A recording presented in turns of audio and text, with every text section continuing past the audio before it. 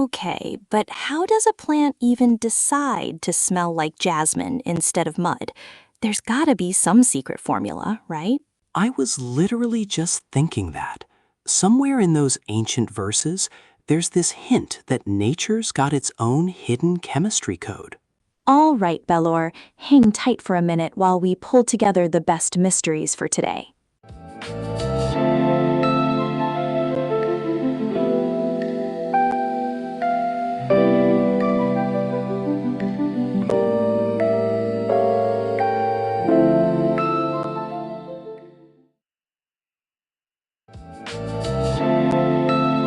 Okay, so there are these two verses from D.V. Gandapa's Mankuthimana that I can't stop thinking about. They feel almost elemental. I think I know the ones you mean. They're about nature's hidden processes, right? One about a nameless plant, and another about a cycle involving the earth and rain. Exactly. The first one asks, aren't there flavors and fragrances in a nameless plant?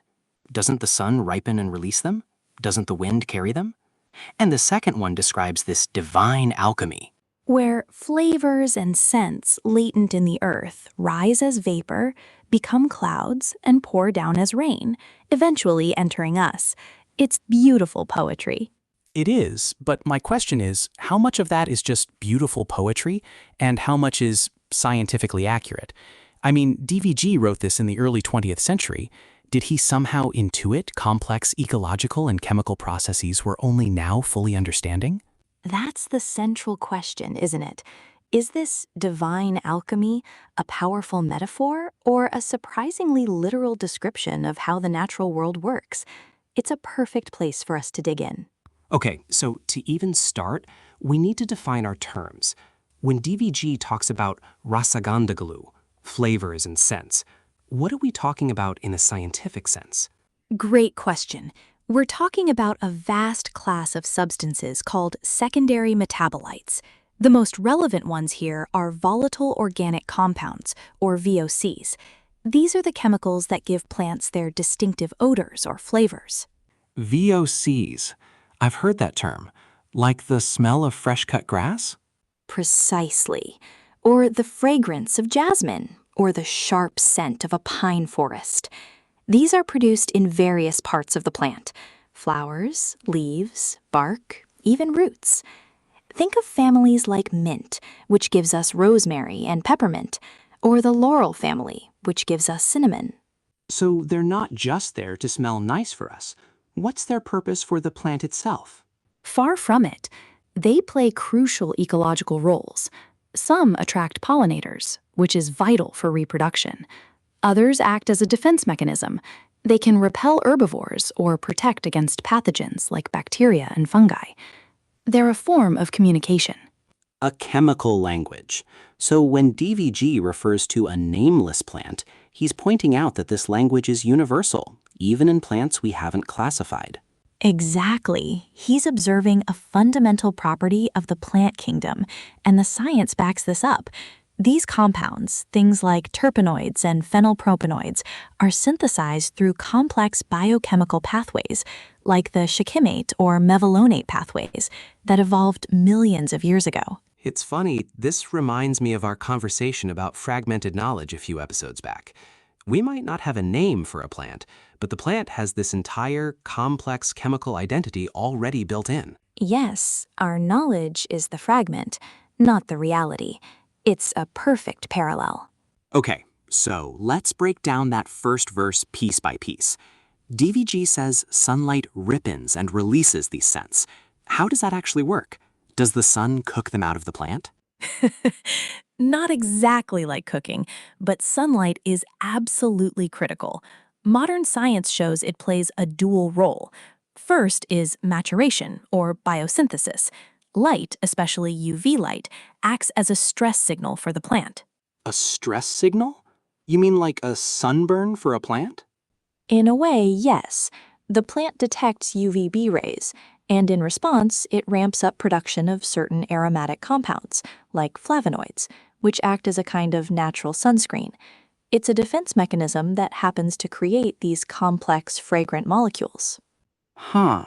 So the ripening DVG mentions is actually the plant defending itself from the sun. What about the release part? That's more indirect.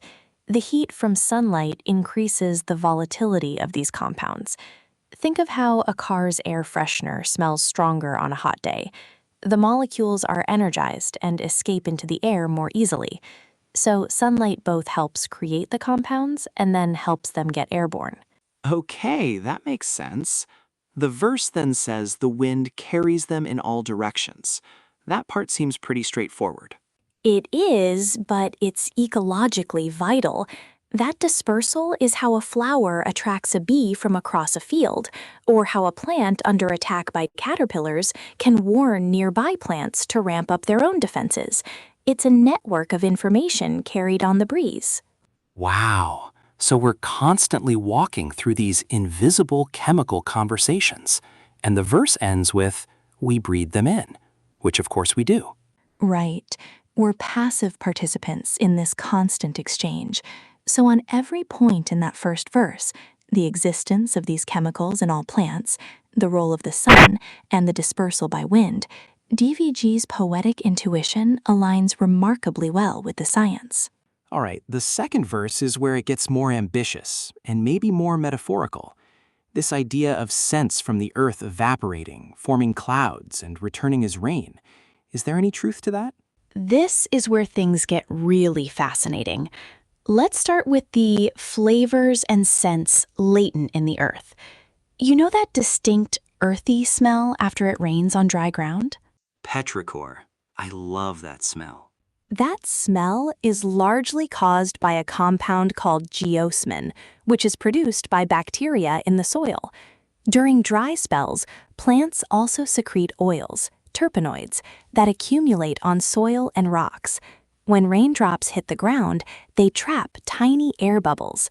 These bubbles shoot upwards and burst, releasing a fine mist of these compounds into the air as aerosols.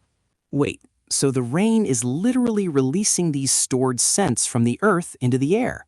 That's exactly what the verse says. Okay, but how do they become clouds? This is the incredible part. For a cloud to form, water vapor needs a particle to condense onto. These are called cloud condensation nuclei, and research shows that airborne soil organic compounds, like the aerosols we just talked about, can serve as these nuclei. Seriously? So these earthy scents can actually help form clouds? They can contribute to it, yes. It suggests a feedback loop where the land itself can influence weather patterns. It's an active area of climate research. So the idea of scents becoming clouds isn't just poetry. It's a plausible atmospheric process. My mind is a little blown right now. So then the cycle completes. The clouds rain down, feeding the wells and springs, and we drink the water, taking these things into our bodies. Well, this is where we need to be careful. The water returns, absolutely, and that water is the primary medium for transporting nutrients from the soil, through plant roots, and into the food web. That's the core of the biogeochemical cycle. That part is spot on. Okay, I sense a but coming. Where does the poetic vision diverge from the physics? The main point of divergence is the idea that the specific aromatic compounds themselves, like geosmin, return intact in the rain in significant quantities to be consumed. The water cycle is also a distillation process. It purifies the water, leaving most particulates and complex molecules behind. Ah, so the scents help form the clouds, but they don't necessarily ride back down in the raindrops. Exactly. What does come down is water, which then dissolves nutrients and minerals from the earth. Those are then taken up by plants, which we eat, or they feed wells, which we drink from.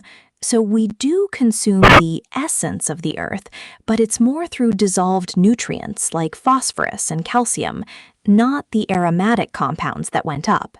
So the poem captures the spirit of the cycle, but not the precise chemical carrier. The effect is the same. What's in the earth gets into us, but the mechanism is different. A perfect way to put it.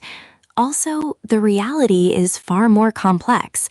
A 2023 study in Scientific Reports showed that whether a plant self-pollinates or is cross-pollinated can change its essential oil composition. Herbivory, getting eaten by insects, also changes it. The plant's chemical signature is dynamic, constantly responding to its environment. And then there's the phrase divine alchemy. Science would call it atmospheric physics and biochemistry. Is that just a matter of language? I think it gets back to that idea we explored in the episode on the ineffable. Science describes the how with incredible precision, but DVG is capturing the wow, the awe-inspiring elegance of a self-sustaining system. Whether you call elegance divine or an emergent property is a philosophical choice. So, wrapping this all up, it's pretty stunning how much DNVG got right, poetically. He intuited the universality of plant chemistry, the crucial roles of sun and wind, and the existence of a grand cycle connecting the earth, the sky, and us. He truly did, and understanding the real science behind it has huge practical implications today. The study of these medicinal and aromatic plants is a major economic and cultural field, and the role of soil aerosols in cloud formation is a critical piece of the puzzle for our climate models. So, what are the big open questions that remain? Oh, plenty. We've only identified a fraction of the functions for the thousands of volatile compounds plants produce. We're still working to understand the full extent of how much soil biota, the little bacteria making geosmin, can influence regional weather patterns. Actually, let me rephrase that. We're just scratching the surface. It feels like the more we learn, the more we find DVG's divine alchemy to be an apt description, even if the details are more nuanced. I agree. The verses act as a profound starting point, a prompt to look closer at the world and appreciate the intricate, interconnected systems that sustain us, whether we have names for them or not.